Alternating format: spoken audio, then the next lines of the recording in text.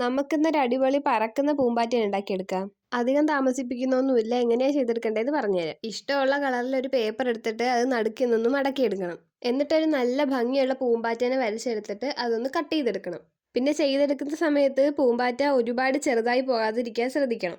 Cut ചെയ്തെടുത്തിട്ട് പൂമ്പാറ്റയുടെ അപ്പുറത്തെ സൈഡിലൂടെ ഒന്ന് വരച്ചു കൊടുക്കുക. എന്നിട്ട് നല്ല ഭംഗിയായിട്ടൊന്ന് എന്തെങ്കിലുമൊക്കെ ഒരു ഡിസൈനൊക്കെ വരച്ചു കൊടുക്കുക. നിങ്ങൾക്ക് ഇഷ്ടമുള്ള ഡിസൈൻ നിങ്ങൾക്ക് വരച്ചു കൊടുക്കാം. ഞാൻ എപ്പോൾ ഒരു പൂമ്പാറ്റേനെ വരച്ചാലും ഈ ഡിസൈൻ തന്നെയായിരിക്കും വരയ്ക്കുന്നത്. അതുകൊണ്ട് ഞാൻ ഇവിടെ അത് തന്നെയാണ് വരയ്ക്കുന്നത്. വരച്ചു കഴിഞ്ഞിട്ട് പൂമ്പാറ്റയുടെ മേൽവശം കാണാത്ത രീതിയിൽ അതിൻ്റെ ചിറക് അങ്ങോട്ടും ഇങ്ങോട്ടൊക്കെ ഒന്ന് മടക്കി കൊടുക്കണം.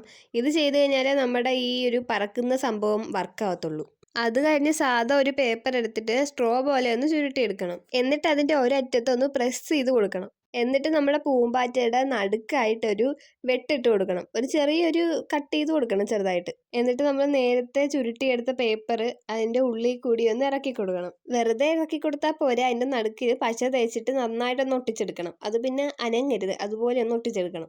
പിന്നെ വേറൊരു പേപ്പർ എടുത്തിട്ട് ഒരു ചെറിയ സ്ട്രോ ഉണ്ടാക്കിയെടുക്കണം. അത്യാവശ്യം വണ്ണമുള്ള എന്നാൽ ഒരു ചെറിയ സ്ട്രോ. എന്നിട്ട് അതിൻ്റെ നടുക്കൊന്ന് കട്ട് ചെയ്ത് കൊടുക്കണം. ആ സ്ട്രോയുടെ ഒരു സൈഡിൽ തന്നെ 2 വട്ടം കട്ട് ചെയ്തെടുക്കണം. എന്നിട്ട് നമ്മൾ കട്ട് ചെയ്ത് വെച്ച ആ സാധനം ഒന്ന് നിവർത്തണം.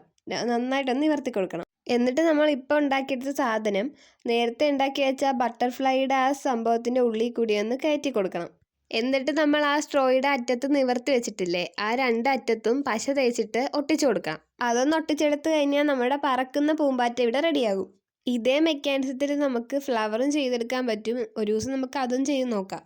ഇത് ചെയ്ത് കഴിഞ്ഞ് കുറേ നേരം ഇതും വെച്ച് കളിച്ചുകൊണ്ടിരിക്കുകയായിരുന്നു. ഇത് കണ്ടു കഴിഞ്ഞാൽ ശരിക്കും ഒരു പൂമ്പാറ്റ പറന്നു പോകുന്ന പോലെയൊക്കെ തന്നെ നമുക്ക് തോന്നും. പിന്നെ ആ ചെറിയ സ്ട്രോയിൽ താഴോട്ടും മേലോട്ടും പിടിച്ച് വലിക്കുമ്പോഴാണ് നമ്മുടെ പൂമ്പാറ്റ പറക്കുന്നത്. അപ്പം നമ്മുടെ പറക്കുന്ന പൂമ്പാറ്റയുടെ ഫൈനൽ ലുക്ക് കണ്ടോ?